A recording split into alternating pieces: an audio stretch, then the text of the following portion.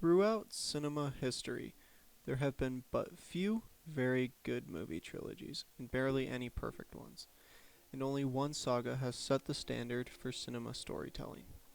The Star Wars saga, made by George Lucas, is not absolutely perfect, but in my personal opinion, the six-film story arc is one of the best stories told in cinema today.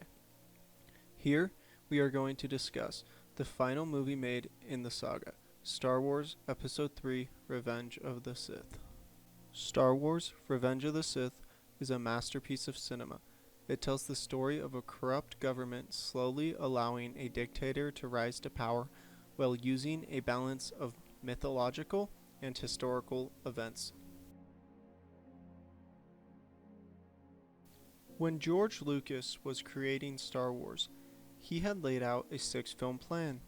He believed that the technology was not advanced enough at the time to begin episodes 1 through 3.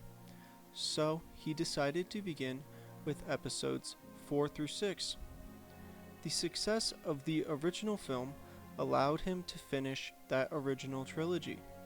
These first three Star Wars movies told the story of a farm boy joining a rebellion, learning the ways of the Force, and with the help of his friends overthrowing an evil empire. Then, around 16 years later, Lucas decided to come back and finish telling the story, using this new film technology known as CGI. The prequels tell the tragic story of Anakin Skywalker and his fall to the dark side, while showing us how a government can become so corrupt and lost it will accept the rule of an evil dictator. The plot of this Star Wars movie is one of the more complicated ones of them all, so I'm going to let Wikipedia take it from here. 3 years after the first battle of Geonosis and the onset of the Clone Wars, the noble Jedi Knights have been leading a massive clone army into a galaxy-wide battle against the Confederacy of Independent Systems. The Supreme Chancellor of the Galactic Republic reveals his true nature as a Sith Lord, as he unveils a plot to rule the galaxy by transforming the Republic into a galactic empire. Jedi hero Anakin Skywalker is seduced by the dark side of the Force to become Darth Sidious's new apprentice, Darth Vader. The Jedi are all but eliminated, with Obi-Wan Kenobi and Jedi Master Yoda forced into hiding. The only hope for the galaxy is Anakin's own offspring, the twin children born in secrecy who will grow up to become Luke Skywalker and Leia Organa. Yes, the plot may seem very complicated at first, but when you watch the movies in order, the way they were meant to be seen, you begin to see the vision for the overarching narrative. This movie, in particular, is very unique in the way that it doesn't end like most movies end. Most movies tend to have a happy ending by allowing the good guys, or protagonist, to win, but by allowing the villains of this story to win at the end adds to the emotion that the movie tries to make you feel. If we were to see all of the Jedi killed and the movie ended very upbeat and happy, we would never have felt the emotional impact we do end up feeling. This movie is not a happy story, and by sticking to the dark themes this movie explores, the rise of an evil dictatorship and mass genocide of a certain people, makes it one of the most powerful movies in the Star Wars saga. This movie does an incredible job of adding character development to some of the most beloved characters of the Star Wars franchise, as well as adding some new fan favorites. Throughout this movie, we see the close bond that Obi-Wan had with his former student. This makes the actions he has to take in the third act so much more heartbreaking. Kenobi grows much wiser in this movie, and we can see how he's constantly learning from his past experiences. In The Phantom Menace, the first movie of this saga, Obi-Wan was all but practically defeated by the Sith Lord Darth Maul. Beating the odds, he was able to defeat the Sith apprentice. In this movie, the roles are flipped and Obi-Wan is the one with the advantage.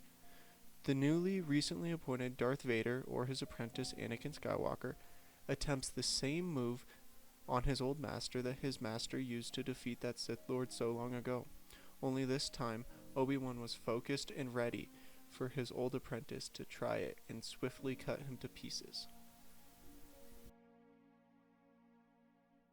The entire story of Star Wars is truly the story of Anakin Skywalker, who then becomes Darth Vader.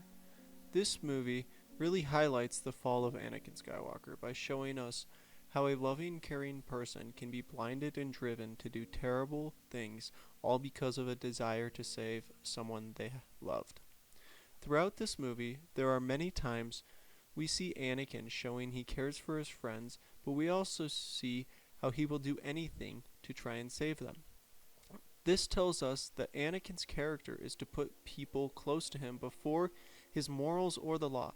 This later translates into him doing horrible acts to try and save someone close to him. This all leads him down a path where he sees no redemption and gives into his anger, becoming Darth Vader.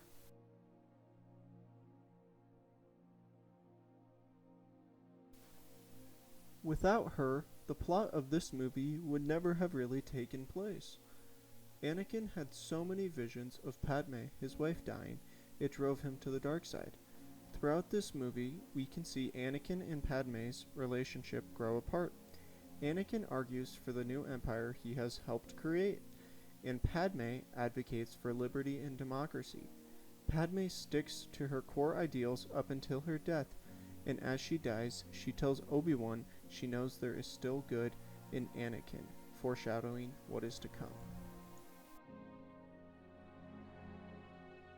Secretly pulling the strings, manipulating both sides, and starting a galactic war just to wipe out 10,000 Jedi.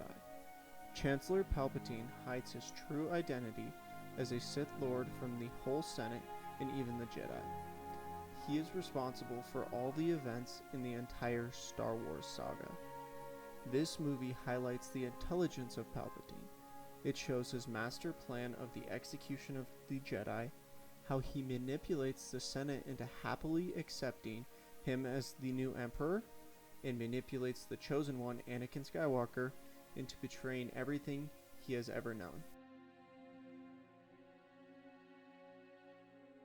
Doing anything Palpatine requested, Grievous was the commander of the CIS military.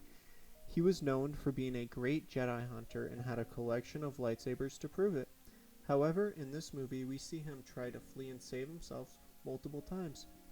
In the short screen time we spend with the Kalish cyborg, we are able to get a sense of the type of character he is. He is a coward with no regard for anyone but himself. Nothing can be perfect, and some things can always be improved on. But in my opinion, Star Wars Revenge of the Sith does an excellent job of using pre-established lore, history, and mythology to tell the ending of the Star Wars movie saga.